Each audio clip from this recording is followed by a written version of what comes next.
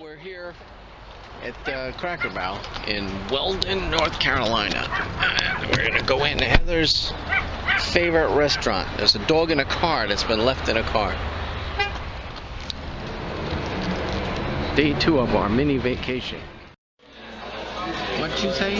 When she came to our table, she said, "Hey, you all." So we're here at Cracker Barrel, Heather's favorite place.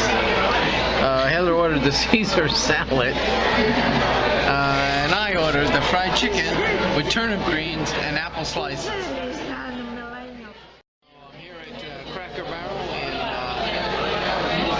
Roanoke, North Carolina. Is that where we're at? It took about 20 minutes for our dinner or longer. We got biscuits and fried chicken and greens. So that's Heather's Cracker Barrel Caesar salad.